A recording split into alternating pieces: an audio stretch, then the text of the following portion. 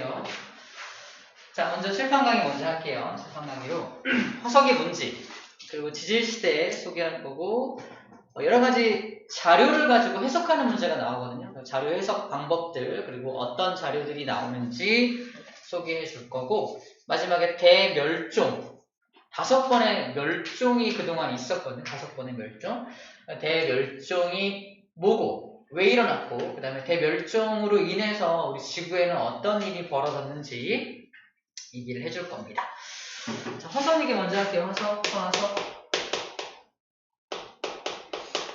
자, 화석의 정의를 잠깐 봐봐. 화석의 정의. 뭐라고 써있냐? 화석. 화석의 정의. 화석이란 뭐다?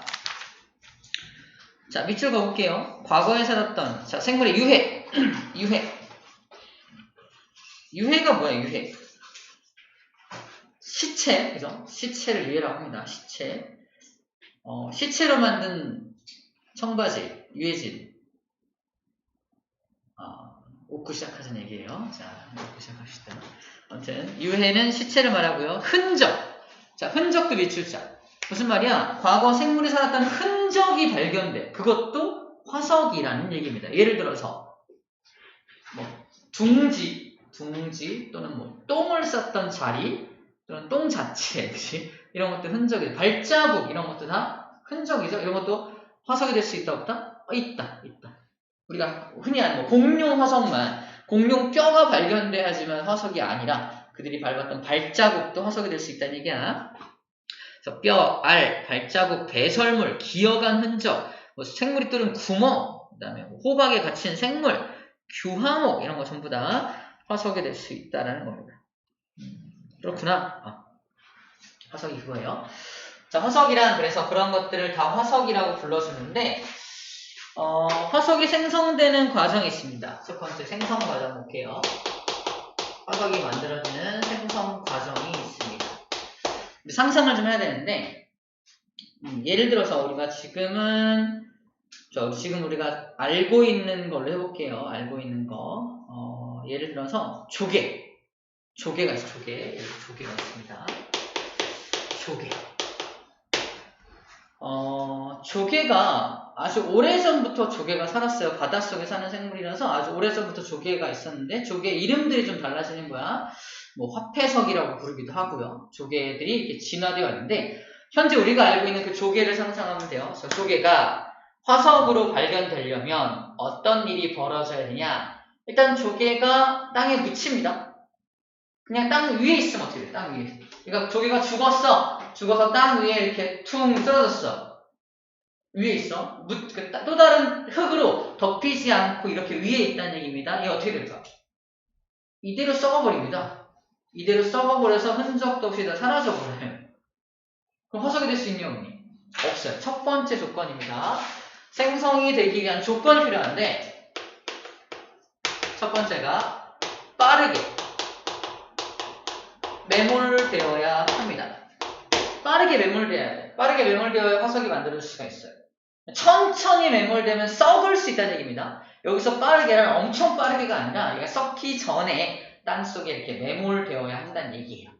빠르게 매몰되어야 합니다. 두 번째, 조개를 굳이 얘기한 이유는 뭐냐면 조개는 딱딱한 껍질이 있죠? 이 딱딱한 부분이 있어야지만 화석이 만들어질 수 있습니다. 딱딱한 부분이 있을 때 훨씬 더 잘 만들어진다는 얘기예요. 딱딱한 부분이 있을 때 더 잘 만들어집니다.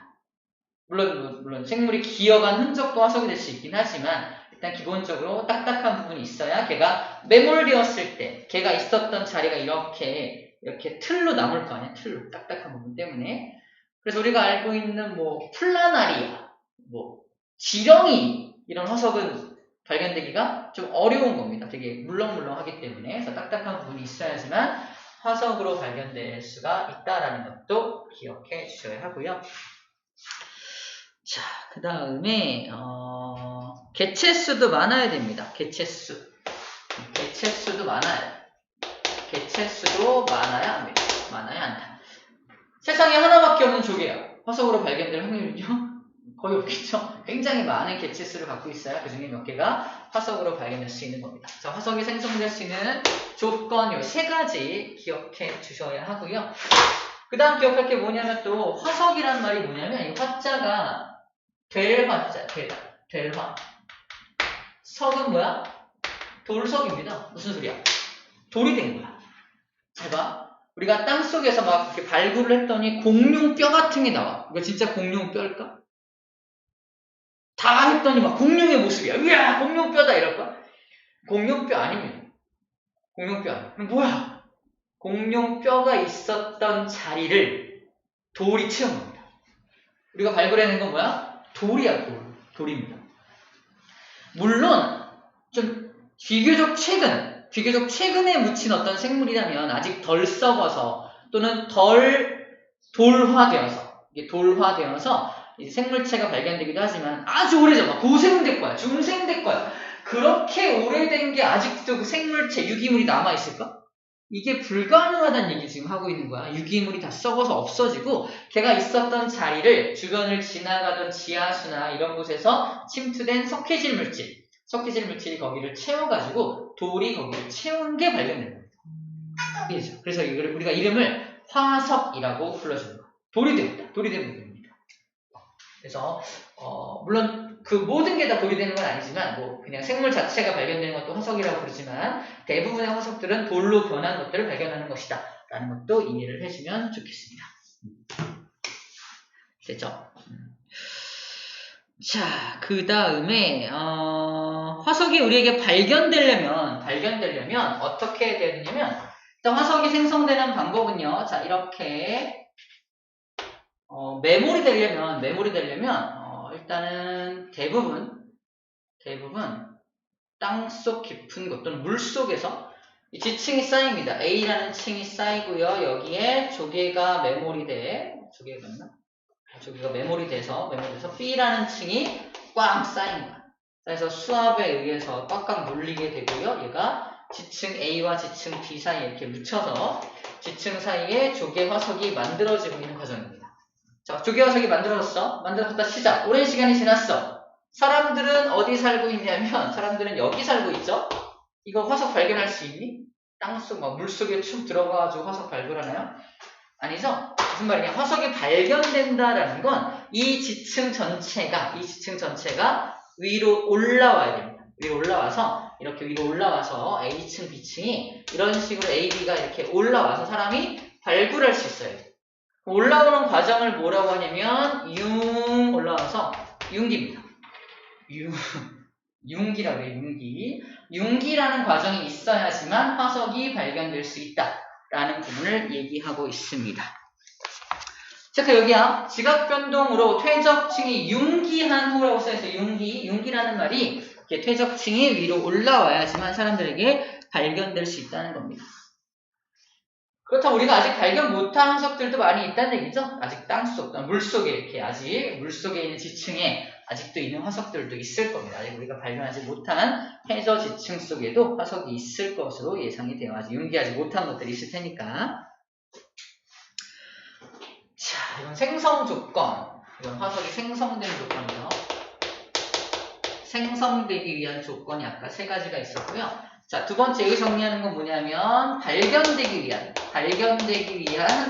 조건입니다. 두 번째 생성 조건이 이거라면 발견되기 위한 조건으로 융기라는 게 있어야 한다는 걸 얘기하고 있는 거고요. 두 번째로 또 발견이 되기 위해서 필요한 조건이 뭐냐면요. 지각 변동을 받으면 안 돼요. 지각 변동 중에서 지진이나 화산 같은 거 있죠? 스콧 같은 거. 이런 것들을 받으면 안 됩니다. 지각 변동을 받으면 안 된다. 융기도 지각 변동이긴 하거든. 근데 융기라는 지각 변동은 받아야 돼. 그래야 발견될 수 있으니까. 하지만 화산 폭발이나 지진이나 스콧 같은 경우는 어때요? 지층이 부서지는 거야. 단층도 마찬가지로 단층.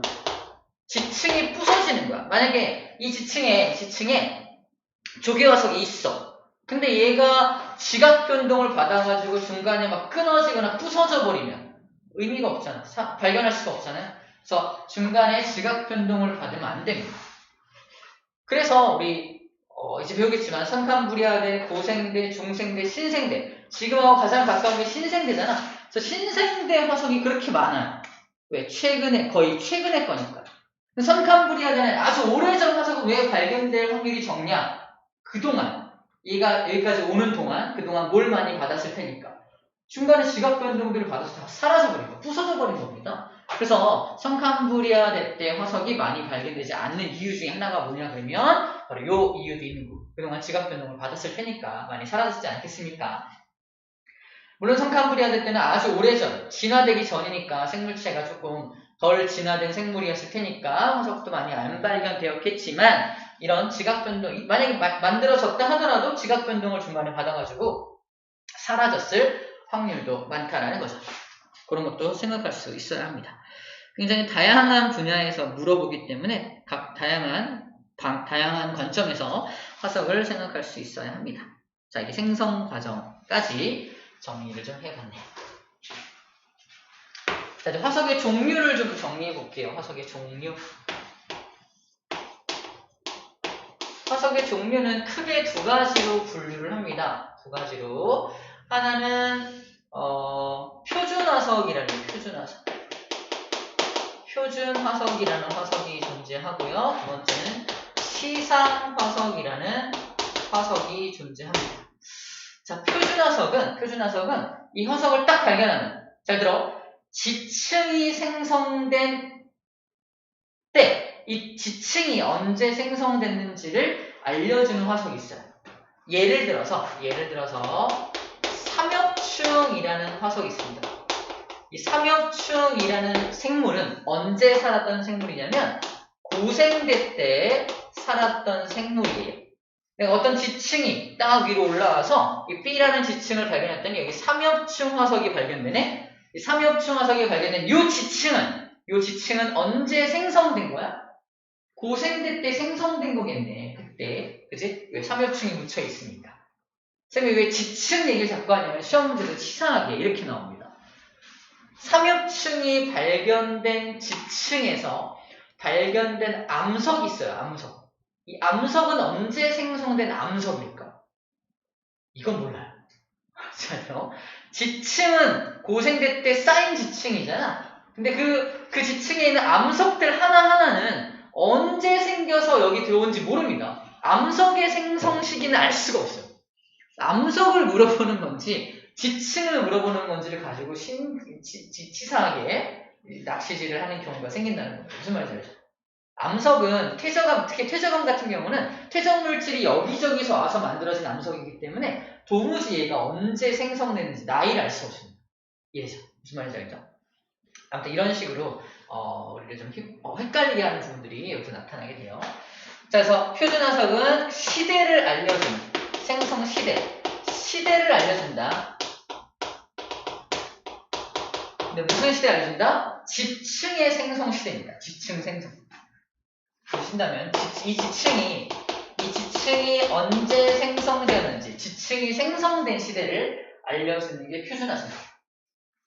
근데 만약에 삼엽층이 지금도 살고 있다면, 고생대, 중생대, 신생대까지 다 살고 있다면, 이런 지금도 살고 있는 삼엽층인데 어떤 화석을 딱 여기 이 지층을 딱 봤더니 삼엽층이 딱 발견됐어. 이 지층은 언제 만들어진 지층이야? 모르죠? 지금도 살고 있으니까 이게 엊그저께 만들어진 건지 중생대 때 만들어진 건지 고생대 때 만들어진 건지 알 수가 있어 없어? 없죠. 그러므로 표준화석으로서 가치를 가지려면 멸종한 생물이어야 합니다. 멸종. 지금은 살고 있지 않아야 돼요. 조건입니다. 표준화석의 조건. 현재는 멸종해야 합니다. 지금은 살고 있으면 안 돼요. 지금도 살고 있으면 걔는 표준화석으로서 가치가 없다는 얘기를 하고 있는 거예요. 그래서 고사리화석, 조개화석은 표준화석이 될 수가 없는 거야. 지금도 고사리 있고 조개도 있잖아요. 그죠? 그런 것들은 표준화석이 아닙니다. 그럼 방금 얘기했던 조개나 고사리 지금 살고 있죠? 조개나 고사리 화석은 뭘 알려주는 정보다? 우리에게 그때 당시의 상황, 그때 당시의 환경을 알려주는 화석인 겁니다. 그래서 당시의 생성 당시죠. 생성 장소의 환경을 알려주는 화석은 시상화석이라고 불러줍니다. 시상화석의 조건은 또 간단하죠. 조건은 지금도 생존하고 있어야 하는 거지. 지금도 살고 있어야 얘가 현재 살고 있는 환경과 비슷한 환경에서 생성된 걸 거잖아. 그래서 지금도 살고 있어야 환경을 예측할 수가 있게 됩니다. 다시 말해서 지금은 멸종되면 안 되죠. 이 이름만 딱 듣고도 지금도 살고 있는 거면은 시상화석 종류, 지금은 멸종하고 없는 거면은 표준화석이다라고 정리해주면 됩니다. 자, 그래프로 이렇게 표현을 해요. 자, X축에는 분포 면적, 얘는 뭐 생존 기간. 그래서 여기 생존 기간이 굉장히 길고 A, 분포 면적은 좁은 거. 이거 뭘까? 시상화석을 말하는 겁니다. 생존 기간이 길다는 건 지금도 살고 있다는 거고, 분포 면적이 좁다는 건 일정한 장소에만 살고 있는 거예요. 일정한 장소에만. 그러니까 그 환경, 일정한 환경만 알려주는 거지.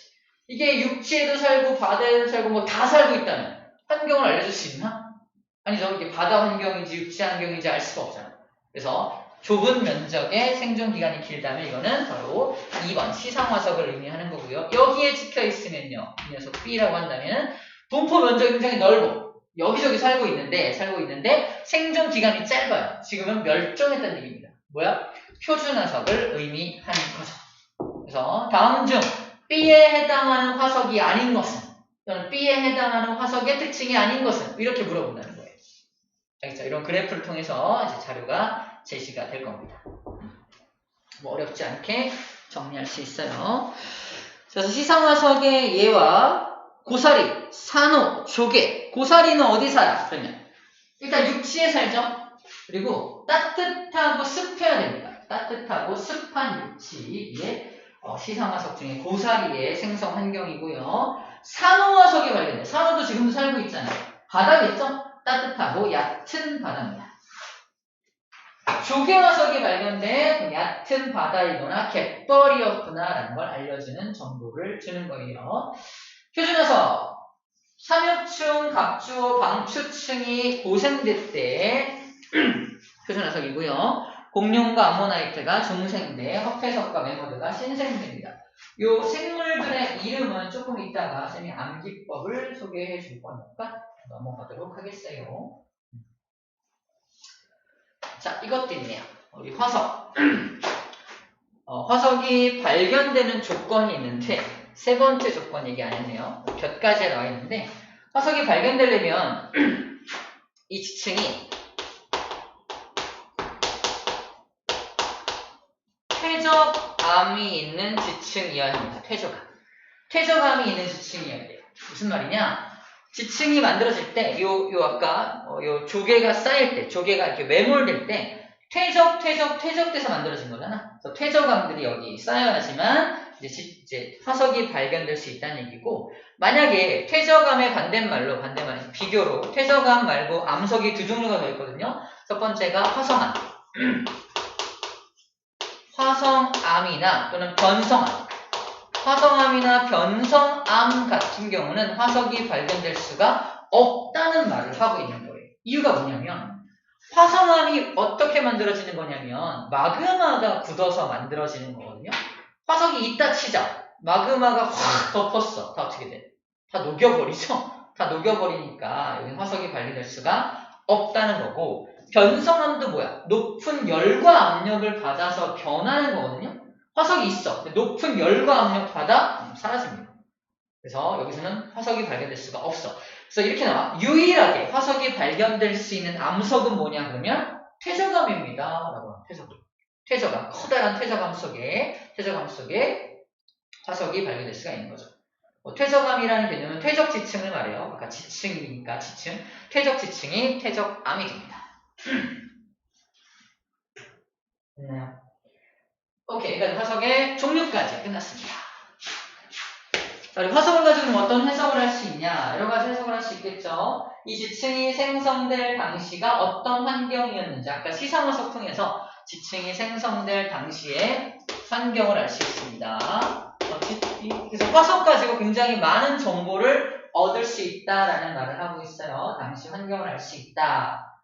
그리고 이 지층이 언제 생성되었는지, 고생된지, 중생된지, 신생된지 이런 생성된 시대에 대한 정보도 알 수가 있고요.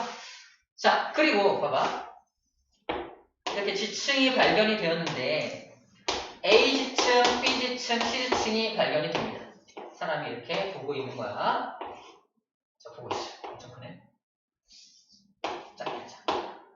자, 그럼 A, B, C. 이게 먼저 쌓인 게 A가 제일 먼저 쌓였고 그 다음 그 위에 B가 쌓이고 그 위에 C가 쌓였겠죠. 가장 나이가 많은 건 누구야? A겠죠? A가 가장 나이가 많겠죠. 가장 젊은 건 누구야? C겠죠? 그죠? C.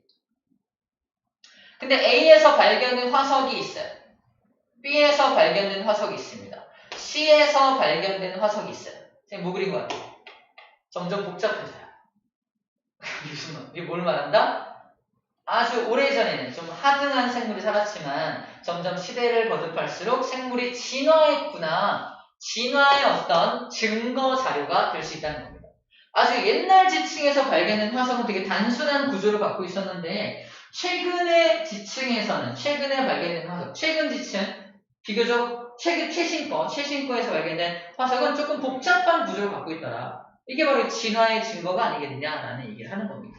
과거 생물의 진화 과정도 알 수가 있다라는 얘기를 하고 있는 거예요.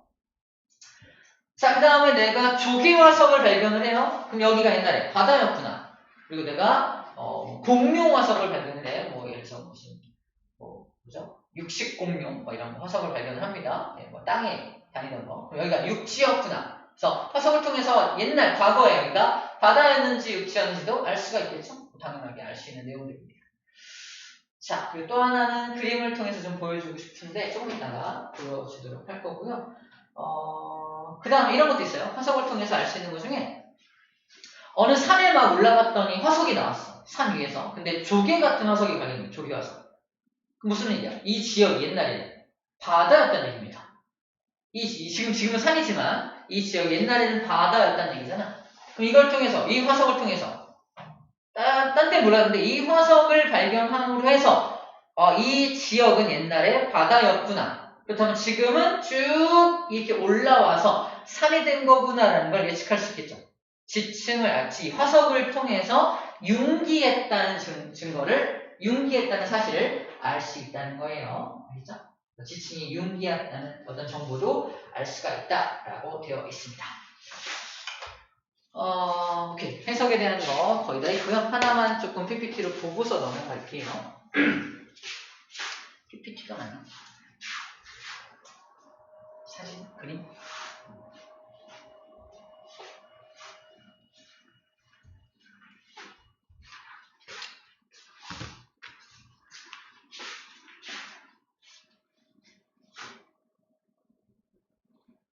이 253쪽에 맨 위에 곁가지에 있는 그 그림을 보여주고 싶거든요.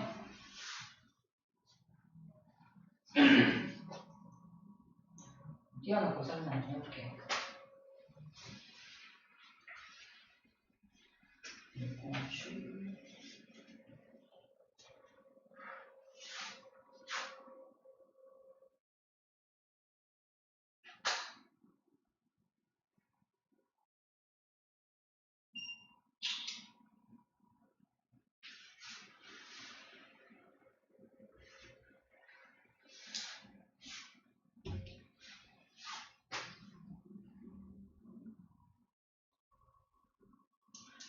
현재 남아메리카 위에 북아메리카 있고요. 그리고 아프리카는 어디 있어요? 아메리카 대륙에서 이렇게 반대로 이만큼 돌아 이제 왼쪽에 아프리카가 있잖아요, 그죠? 근데 남아메리카 대륙의 이 아래쪽 빨간색으로 표시되는 곳이죠. 남아메리카의 빨간색 여기 여기 부분에서 메소사우루스 화석이 발견이 돼요. 근데 아프리카 대륙의 여기에서도 메소사우루스 화석이 발견됩니다. 현재는 남아메리카하고 아프리카가 엄청 멀리 떨어져 있잖아. 이 메소사우루스라는 요 녀석은 이렇게 그만큼 넓은 바다를 헤엄쳐 갈 만한 녀석이 아니야. 근데 둘 다 화석이 발견돼. 무슨 말일까?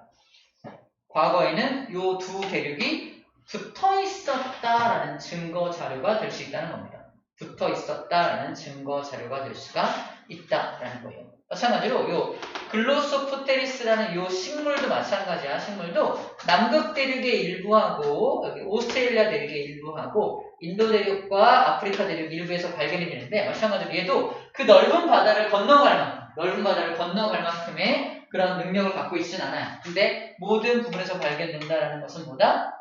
옛날에는 이 대륙들이 전부 다 붙어 있었구나라는 걸 알려주는 증거라는 겁니다. 정리하면 돼요.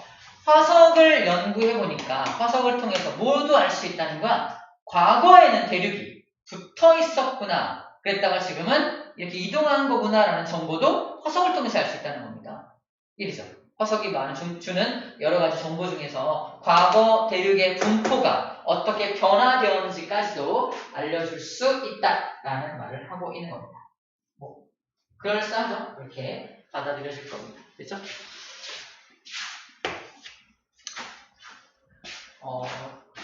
대부분은 잘 듣고 있지만 매우 힘들어하는 학생이 있어가지고 무지할 것 같아요. 힘냅시다. 조금만 더 하면 문제 풀 수 있어요. 지질시대에 대해서 간단하게 소개만 하고서 문제 풀고 잠깐 쉴게요. 봐봐. 자, 지질시대 그림 먼저 보여줄게요. 이거 봐봐. 여기 이거 보면 됩니다.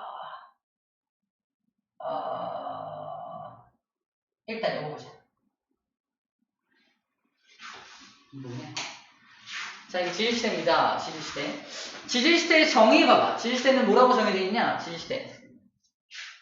책에 지질시대란 약 46억 년 전 지구가 탄생한 후부터 현재까지를 다 지질시대라고 해요.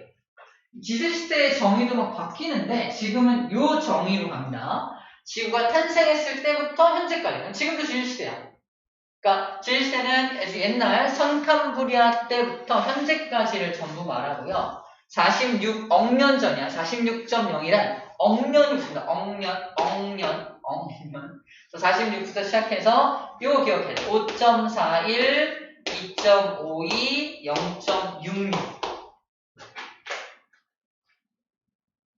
D자, 이거 빼버려. 1자 빼고 2자 빼버립니다.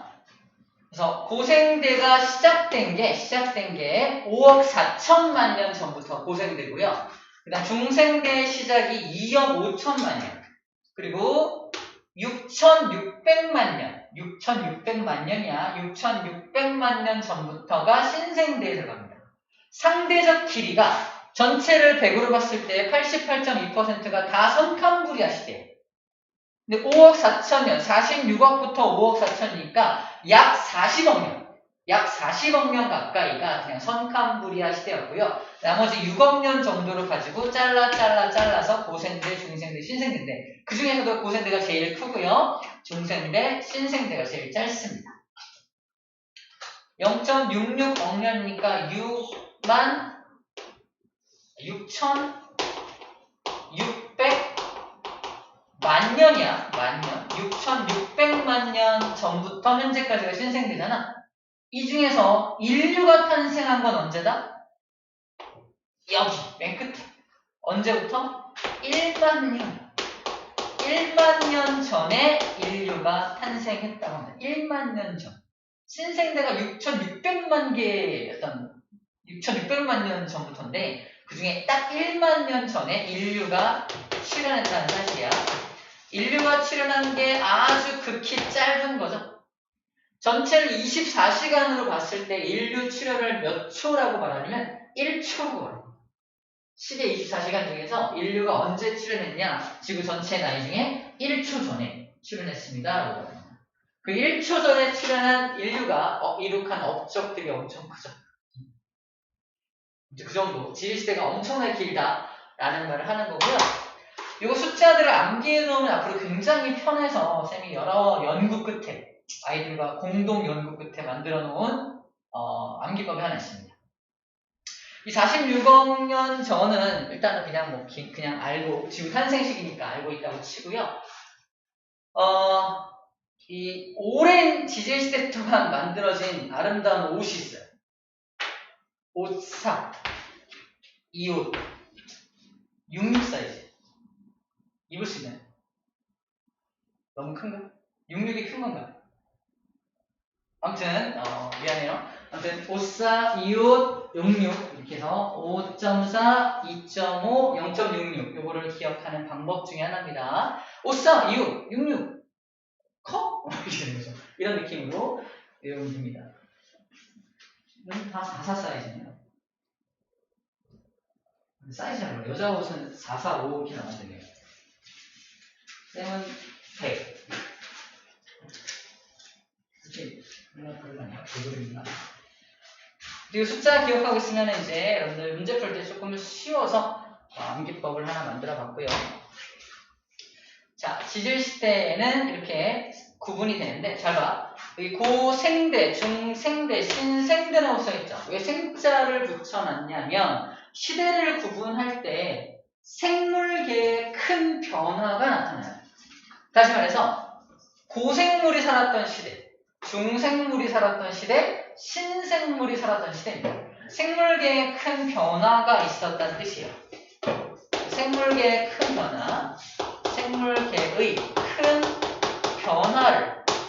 변화를 기준으로 해서 이 시대를, 지질시대를 나눠 놓았구나라고 생각하면 됩니다.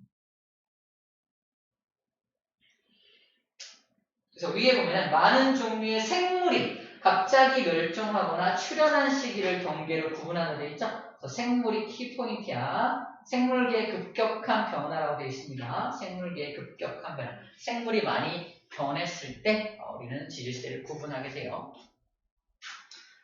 자, 또 우리가 눈으로 볼 수 있는 지질시대를 구분할 수 있는 방법이 하나 있는데 그게 바로 부정합입니다. 부정합. 분명 부정합. 이게 부정합 그림인데, 자, 부정합 생성 과정 잠깐 봐봐. 이게 잘 보이나 모르겠는데, 아래쪽은 이렇게 경사가 져 있어요. 경사가 져 있고, 위에는 평평하게 이렇게 쌓여져 있습니다. 여기는 라인이 있는데, 이 라인을 중심으로 해서 여기에 자갈들, 돌들이 많이 놓여져 있는 게 부정합면이에요. 여기가 부정합면입니다.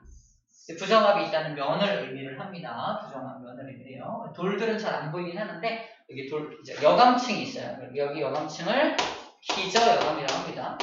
이런 여감층이 딱 발견이 되면, 이거 부정합이구나 라고 판단을 해요.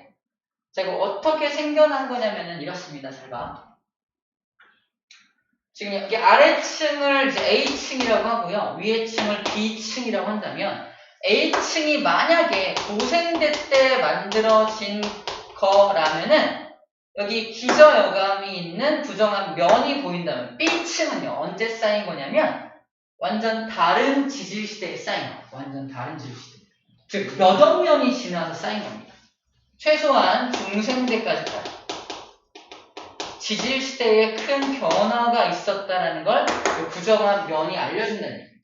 아니, 아까 아래 쌓이고 좀 있다가 위로 훅 쌓이면 그냥 쌓이는 거 아니야? 몇 시간만 해도 쌓일 수 있는 거 아니야? 라고 할 수 있지만 그렇지가 않다는 겁니다. 이 부정합이 생성되는 과정을 잠깐 보여줄게요. 봐봐. 먼저 물속에서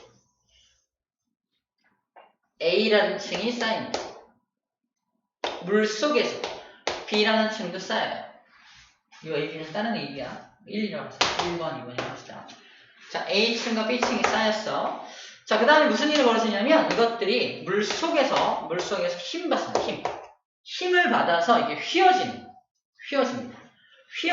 휘어진 모습이 어떤 모습이냐면은 A층 이렇게 휘어지고요. B층도 휘어져서 A와 B가 이렇게 휘어진 모습으로 관찰됩니다.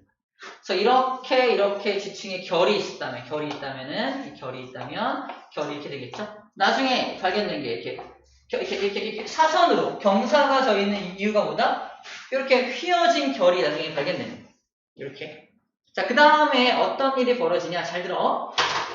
이렇게 물속에서 만들어진 지층이 한참 동안, 오랜 시간 동안 물 밖으로 융기합니다.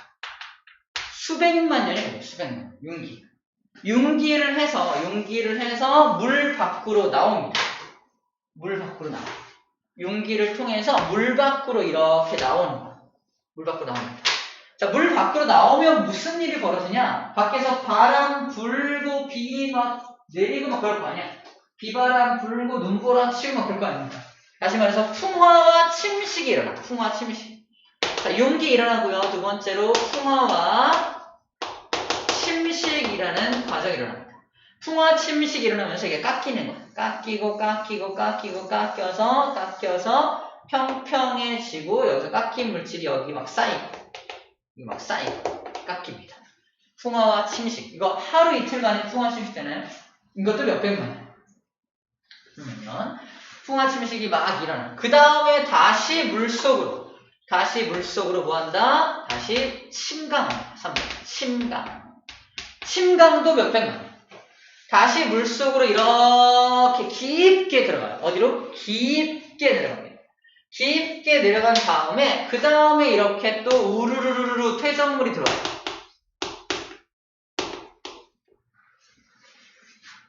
자, 그러면 A하고 B층이 쌓이고 나서 융기 몇백만 년, 풍화 침식 몇백만 년, 침강 또 몇백만 년 걸렸으니까 몇 억 년이 걸릴 수도 있겠죠. 굉장히 오랜 시간이 지금 이미 지났어. 그 다음에 퇴적물이 우르르 들어온 거야. 네 번째로 퇴적물이 우르르 들어왔어.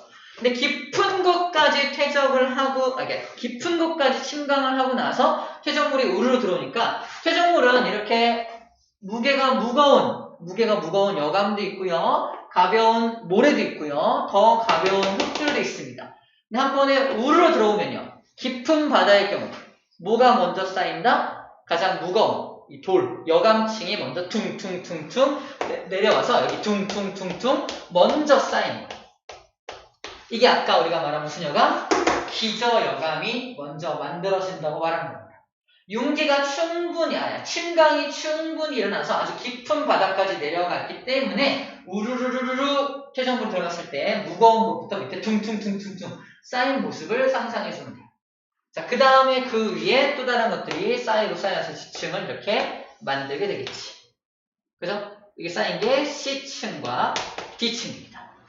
그럼 A, B가 쌓이고 나서 아주 진짜 오랜 시간이 지나고 나서 나중에 C와 D가 쌓인 거잖아. 그게 바로 여기 1번 층과 2번 층의 시간 간격입니다. 이 어마어마한 시간 간격이 있었다라는 걸 알려주고 있는 거예요. 그래서 이 지층이 발견됐다. 나중에 다시 한번 융기하겠어? 다시 한번 융기해서 사람들에게 발견이 됐을 때 저렇게 기저여감층을 비롯한 부정합 면이 발견된다면 우와! 아래쪽에 있는 요 지층들과 위에 있는 지층은 굉장히 오랜 시간 간격이 있었겠구나. 뭘 구분할 정도로?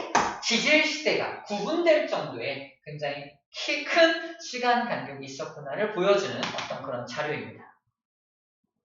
꼭 생물의 화석이 발견되지 않더라도 이 부정한 면만 보고도 굉장히 오랜 시간 간격이 있었음을 알려주는 그런 자료로서 이용이 됩니다. 자, 당연히 그래서 아래쪽에서 발견되는 화석과 위쪽에서 발견되는 화석은 완전 종류가 다르겠죠. 시간이 너무 오랫동안 흘렀기 때문입니다. 자, 일단 부정합이 뭔지 설명했고 부정합에 대해서도 시험 문제 굉장히 잘 나오니까 이 과정을 잘 기억해 주셔야 합니다. 자, 그럼 화석이 잘 발견되는 층과 그렇지 않은 층을 좀 볼게요. 봐봐, 여기 뭐라고 써있냐면은 선캄브리아대 때는 화석이 잘 발견되지 않는데요. 아까 얘기했어. 이 선캄브리아 시대가 굉장히 길잖아. 엄청나게 길음에도 불구하고 왜 화석이 잘 발견되지 않냐? 첫 번째, 생물의 개체수가 적었고요. 두 번째, 단단한 골격도 없었고요. 그 다음에 없었고 마지막, 지각변동과 풍화작용을 많이 받았을 것이다 이겁니다. 되게 오랫동안 지각변동과 풍화작용을 받아서 남아있기 어렵기 때문이다. 너무 오래전이라서 남아있기 어렵기 때문이라는 겁니다. 그래서 화석이 많이 발견되는 시대는 최근이죠? 최근부터 가장 많이 발견되겠죠. 여기는 고생대, 청칸브레를 제외한 고중신에서 가장 많이 발견될 텐데 쌤은 신생대 때 가장 많이 발견이 될 거로 알고 있습니다. 자, 이거 상대적 길이는 여기서 충분히 봤습니다. 54, 25, 66이야. 그죠? 꼭 기억해 주십시오. 자, 뒤에 문제 풀게요. 다 했습니다.